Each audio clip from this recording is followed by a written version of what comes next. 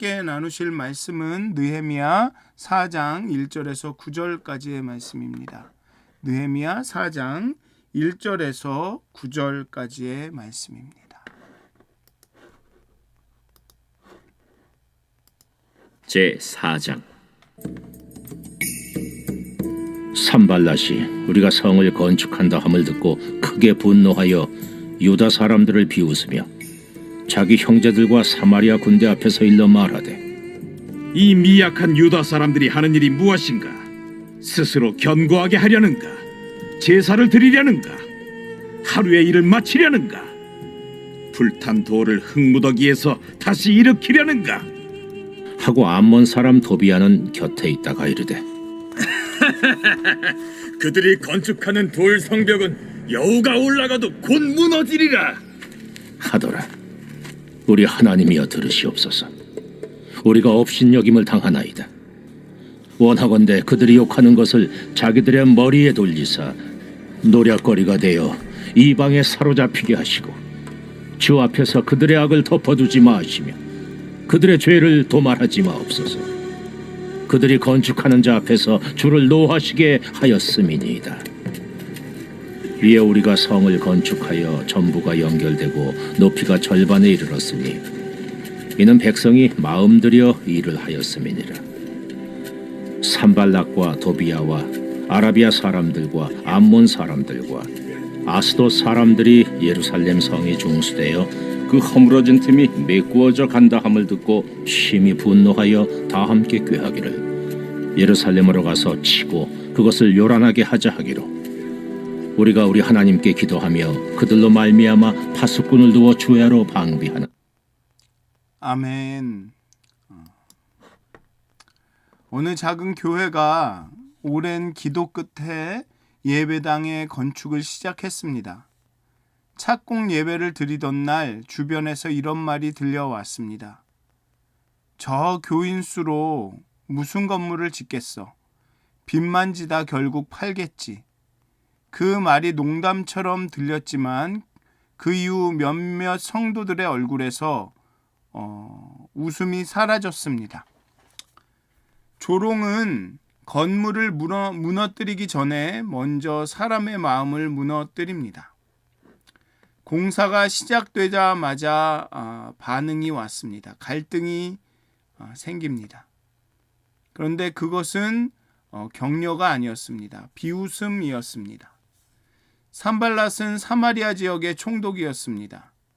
그에게 예루살렘 성벽 재건은 단순한 건설 공사가 아니었습니다. 그것은 자신의 정치적 지배력이 끝나는 신호였습니다. 그래서 그는 분노했고 조롱했습니다. 군대 앞에서 공개적으로 마치 퍼포먼스처럼 비웃었습니다.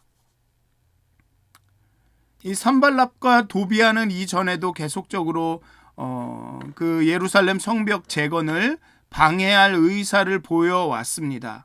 근데 이번에는 똑같이 조롱을 하고 있지만 한 가지 다른 것이 있습니다. 자기 형제들과 사마리아 군대 앞에서라고 말하고 있습니다.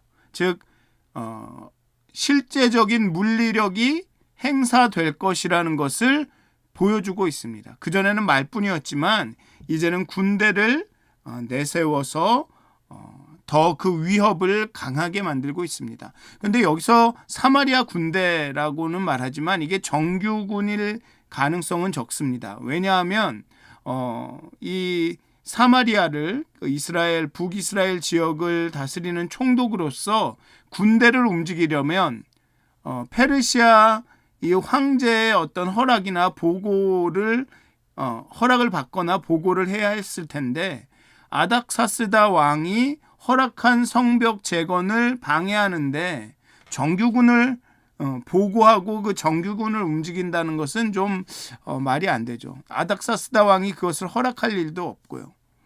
그러니까 아마 이것은 이 사병들 자신들이 갖고 있던 사병이나 아니면 그냥 아는 사람들을 이렇게 모은 것은 아닌가, 가까운 사람들을 모은 것은 아닌가 그렇게 생각이 듭니다. 어쨌든 간 이제는 실제적인 물리력으로 위협합니다.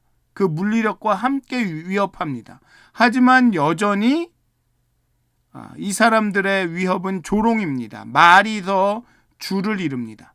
물리력을 보여주기는 하지만 실제로 물리력을 사용하지는 않습니다. 사용의 가능성이 있죠. 이게 사람을 두렵게 하는 겁니다. 말이 좀 길어지긴 하지만 이게 바로 우리의 원수 대적이 우리에게 사용하는 방식입니다. 이 세상의 악이, 이 세상의 죄가 우리에게 사용하는 방식입니다. 이 세상이 우리에게 주는 두려움과 위협은 가능성입니다. 실제성이 아닙니다. 때로는 거짓말입니다. 즉, 악은 우리를 두렵게 하기만 합니다. 실제로 그 일이 일어나는 경우는 많지 않습니다. 실제 이 심리학자들의 연구에 보면 우리가 걱정하고 염려하는 대부분의 일들은 일어나지 않는다고 합니다. 어쨌든 2절에서 이제 이 산발랏이 또 입으로 두렵게 합니다. 얕잡아 보죠. 미약한 유다 사람들이라고 그러면서 얕잡아 봅니다. 그리고 이 소망과 꿈과 비전과 계획을 비웃습니다. 스스로 견고하려 하는가? 그게 뭔 계획이야? 뭘 하려는 거야? 라고 합니다. 그리고 그들의 낙관을, 그들의 어떤 뭐라고 할까요? 이 희망을 조롱을 합니다. 제사라도 드리려나? 지금은 성벽을 재건하는 중이니까 지금은 제사는 드릴 수 있습니다. 성전은 재건이 됐으니까. 근데 제사를 드리려는가라고 묻는 것은 성벽을 완성하고 감사나 혹은 봉헌의 제사를 드리려는가라는 겁니다. 즉, 드릴 수나 있겠어? 아유, 완성이나 할 수 있겠어? 라며 그들의 어떤 그 낙관적인 그런 희망을, 소망을, 기대를 조롱을 하죠. 그리고 그들의 열정을 비꼽니다. 와, 그렇게 열심히 해? 하루 만에 일을 마치려고 그러나? 그게 열심히 해봐야 소용이 없을 텐데. 하루에 일을 마칠 수 있을 것 같아? 아이, 아닐 텐데. 이렇게 비꼽니다. 그리고 그들의 확신을, 그들의 믿음을 손상시킵니다. 불탄 돌을 흙무더기에서 다시 일으키려는가? 돌을 흙무더기에서. 이게 뭐 가능성이 없어 라고 말하는 거죠. 그리고 문제를 과장을 합니다. 물론 다 무너졌습니다. 그런데 그 무너진 돌을 다시 세우면 되거든요. 그런데 그 문제를 과장을 합니다. 그냥 돌이 아닙니다. 무너진 돌이 아니라 불타버린 돌이라고 말합니다. 이미 다 불타서 흙더미가 돼버린 거기서 뭘 하려고 해? 라며 그 문제를 과장해서 보여주죠. 얕잡아보고 소망, 꿈을 비웃고 그들의 기대를 조롱하고 그 다음에 열정을 비꼬고 문제를 과장해서 보여주는 거. 확신을 하는 것을 되게 어리석다고 생각하게 하는 거. 이게 다 여러분들이 이렇게 마주 대하는, 여러분들이 어떤 일을 할 때 여러분들을 방해하는 그 사람, 세력, 상황이 여러분들에게 주는 생각들입니다. 뭐 꼭 사람이 아니더라도 그런 상황 앞에서 내가 이걸 할 수 있을까? 나 너무 능력이 부족한데. 내가 정말 뭘 하려고 하는 거지? 내 꿈이 뭐였지? 내 비전이 뭐였지? 내 계획이 뭐였지? 야, 이거 얼마나 오래 걸릴까? 금방 될까? 안 될 것 같은데? 괜히 내가 너무 기대를 높였나? 내가 이렇게 열심히 해서 뭐 하지? 야, 이거 어려움이 너무 큰데? 다 우리 스스로도 이렇게 생각하는 것들입니다. 어떤 새로운 프로젝트나 우리의 삶을 새롭게 하려는 결심들, 그런 계획들을 실행하려고 할 때 우리들이 맞닥뜨리는 그런 질문들과 생각의 바로 지금 산발랏의 이름을 통해서 느헤미야에게, 그리고 그 유다 백성들에게, 성벽 재건을 하는 그 일꾼들에게 막 산발랏의 입을 통해서 막 나오는 겁니다. 도비야도 거들죠. 그들이 건축하는 돌 성벽은 여우가 올라가도 무너지리라. 그들의 노력과 그들의 성취하는 것을 과소평가합니다. 그러니까 지금 한 반 정도, 성벽을 한 이 반 정도를 쌓습니다. 그러면서 야, 애게 그거밖에 안 돼? 라고 얘기하는 거죠. 조롱은 단순한 말이 아닙니다. 조롱은 사람의 내면에 들어와서 의심으로 자리 잡습니다. 겉으로는 왜 그러냐고, 그러지 말라고 하지만 속으로는 우리가 정말 할 수 있을까? 우리가 정말 충분한가? 결국은 외부의 공격처럼 보이지만 이 외부의 공격이 노리는 것은 이 내면의 무너짐입니다. 우리를 조롱하고 우리를 비판하고 비난하는 이유는 결국은 우리의 내면이, 그러니까 결국은 그런 외부의 공격 때문에 사람이 무너지는 것이 아니라 내면이 무너져서 무너지게 되죠. 이럴 때 느헤미야의 첫 번째 반응은 논쟁이 아니었습니다. 반박이 아니었습니다. 아니다, 우리가 잘할 수 있다, 우리는 이런 계획이 있다, 우리가 능력이 된다, 우리가 이렇게 준비를 했다. 불타긴 했지만 불에 거슬린 거지 흙 무더기가 된 것이 아니다. 이렇게 반박하고 변명하고 논쟁하지 않았습니다. 기도했습니다. 정말로 정직하게 열심으로, 그렇지만 아주 현실적으로 기도했습니다. 4절 5절의 기도를 보면 좀 거칠게 느껴집니다. 그들이 욕하는 것을 자기들의 머리에 돌리시옵소서. 노략거리가 되어 이방에 사로잡히게 하옵소서. 그 분노를 그대로 드러냅니다. 이것은 시편의 탄원시, 저주의 시와 같은 유형의 기도입니다. 느헤미야는 정직하게 기도합니다. 자신의 감정을 억누르지 않았습니다. 솔직하게 드러냅니다. 그런데 주목해야 할 것이 있습니다. 그는 그 분노를, 그 화를 산발랏에게 쏟아내지 않고 하나님께 가져갔습니다. 하나님의 심판에 이 문제를 맡겼습니다. 이것이 신앙인의 분노와 세상의 분노가 갈라지는 지점입니다. 우리는 자꾸만 신앙인이 되면 분노와 화내지 않아야 된다라는 그런 어떤 고정관념이 있습니다.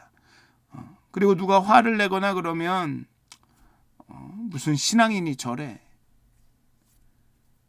아니면 신앙인은 아예 화가 안 난다고 생각을 하죠. 그런데 분노할 때는 분노해야 합니다. 신앙인이라면 더더욱이 정말로 분노해야 할 때는 분노해야 합니다.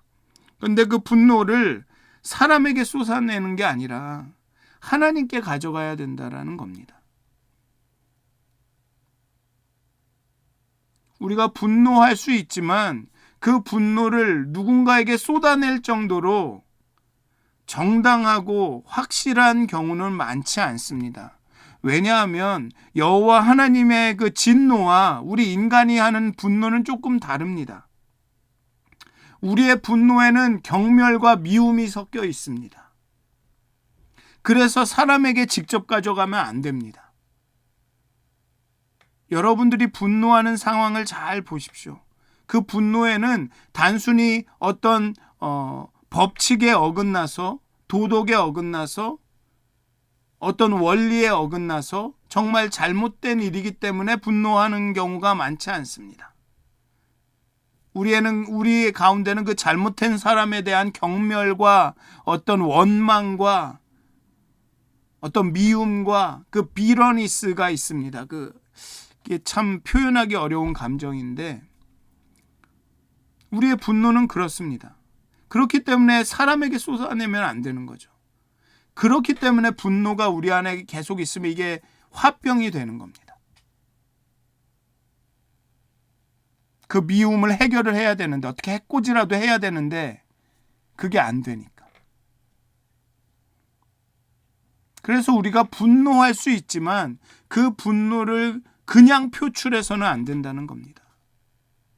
거기엔 위험이 있다는 거죠. 오직 그렇게 분노할 수 있는 사람은 하나님밖에 없습니다.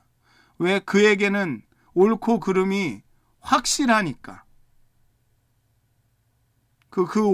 하나님의 옳고 그름에 대해서 누구도 그 심판에 대해서 잘못됐다 할 수 없기 때문에 그분은 분노할 수 있습니다.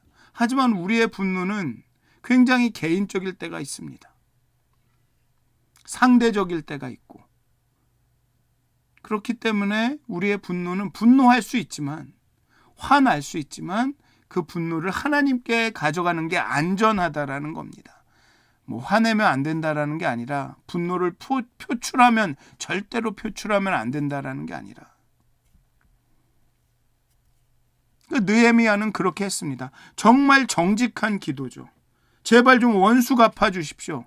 죄를 좀 어떻게 좀 해주십시오. 하지만 그것을 그 사람에게 직접 하지 않고 하나님께 가져간다라는 겁니다.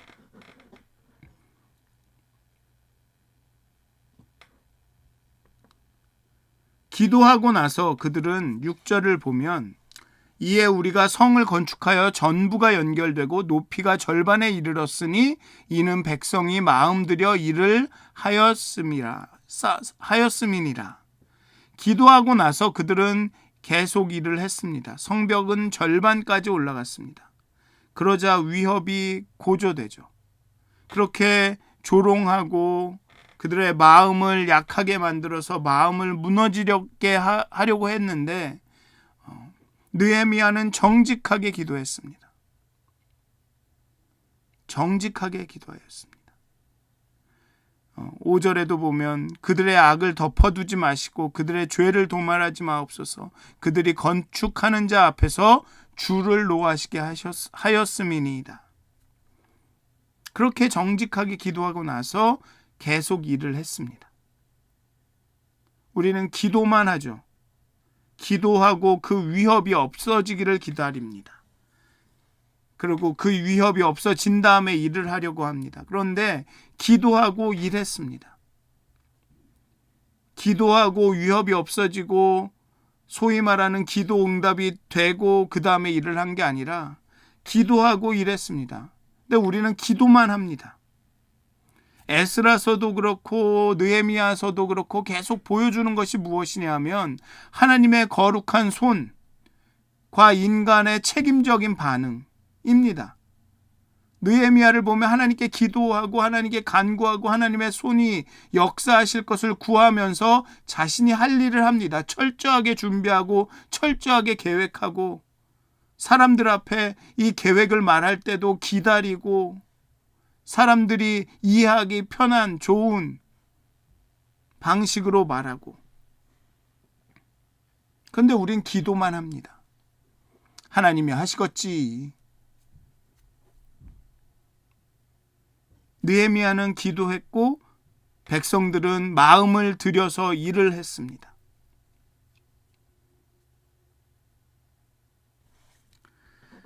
그러자 위협이 고조가 됩니다. 7절, 8절은 조롱만으로 효과가 없다는 것을 안 대적들이 이제는 실제로 군사를 모의합니다.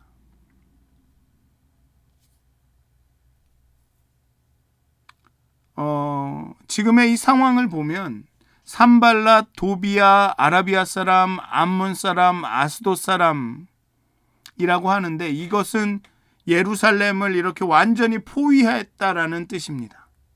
산발랏은 북쪽의 북이스라엘입니다. 사마리아 쪽, 도비아는 암몬 사람들, 이 사람들은 동쪽입니다. 그리고 약간 동북쪽, 그렇죠. 그리고 남쪽에는 아라비아 사람들이 있습니다. 그리고 아스돗 사람들은 서쪽 사람들입니다. 그러니까 유다 예루살렘을 중간에 두고 동서남북이 다 대적입니다. 예루살렘은 사방으로 포위된 형국이었습니다. 조롱이 위협이 이제 음모로, 실제적인 군사적인 음모로 심화가 됩니다. 9절이 이제 이 단락의 클라이막스입니다. 우리가 우리 하나님께 기도하며 그들로 말미암아 파수꾼을 두어 주야로 방비하였다. 두 개의 동사가 나란히 놓였습니다. 기도하며 파수꾼을 두었다. 느헤미야는 기도를 핑계로 행동을 멈추지 않았습니다. 기도했으니까 이제 안 해도 돼 하지 않았습니다. 또한 행동을 핑계로 기도를 건너뛰지도 않았습니다. 파수꾼을 두었으니 이제 기도는 하지 않아도 돼. 그렇게 하지도 않았습니다. 기도하는 것과 파수꾼을 두는 것은 함께 갑니다. 기도하며 파수꾼을 둡니다. 그게 이제 10절 이후에 정말 구체적인 행동으로 나타납니다. 한 손에는 칼을 들고 한 손에는 이 작업 도구를 들고. 조롱은 언제나 우리의 정체성을 겨냥합니다. 너희는 미약하다. 너희가 하는 일은 의미가 없다. 불탄 돌로 뭘 세우겠느냐. 세상이 우리에게 하는 일이 그거죠. 그리스도인들이 도대체 뭐 하냐. 너네들 꼴을 봐라. 교회 요즘 돌아가는 일들을 봐라. 도대체 너희가 뭘 할 수 있겠느냐. 너희가 하는 일이 도대체 이 세상에 어떤 의미가 있겠느냐. 교회 이제 다 망한 거 아니냐. 이건 세상의 목소리이기도 하고 우리 안의 목소리이기도 합니다. 그런데 느헤미야는 그 조롱에 하나님을 개입시켰습니다.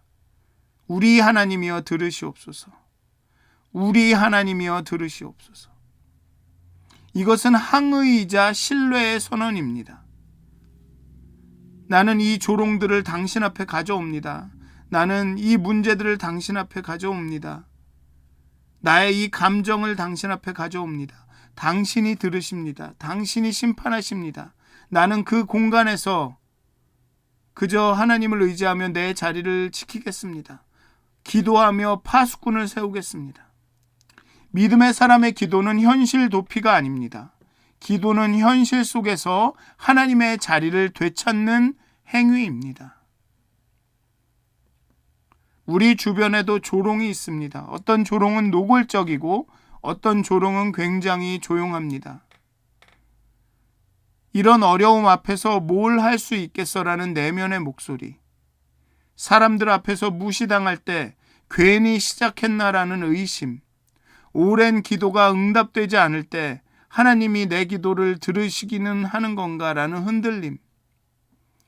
느헤미야는 답을 보여줍니다. 조롱을 논리로 이기려 하지 마십시오. 기도의 자리로 가져가십시오. 그리고 기도 후에 계속 일하십시오. 건설을 계속하십시오. 신앙은 파수꾼 세우는 것을 면해주지 않습니다. 우리가 일하는 것을 대신해주지 않습니다. 기도는 준비를 대체하지 않습니다. 기도하며 파수합니다. 두 손이 함께 움직입니다. 지금 우리에게 요청되는 것도 바로 그것입니다. 조롱 앞에서 무너지지 않고 하나님께 가져가고 다시 손에 흑손을 드는 것, 다시 일을 시작하는 것, 기도하면서 일하는 것, 기도하며 파수꾼을 두는 것, 그것이 믿음이 일하는 방식입니다. 사랑하는 믿었은 가족 여러분, 우리가 우리의 삶을, 우리의 가정을, 우리의 기업을, 우리의 자녀들을 다시 세워갈 때, 또 우리의 교회와 공동체를 다시 세워갈 때 수많은 반대들이 있을 겁니다. 장애물들이 있을 겁니다. 조롱들이 있을 겁니다. 자꾸만 우리의 마음을 낙심하게 하는 것들이 있을 겁니다. 그럴 때 그 낙심을, 그 분노를 하나님께 가져가십시오. 기도하십시오. 그리고 계속 일하십시오. 그게 바로 우리의 신앙의 모습일 겁니다. 오늘 하루 그렇게 기도하며 파수꾼을 세우며 그렇게 또 일하시는 여러분들 되시기를 주님의 이름으로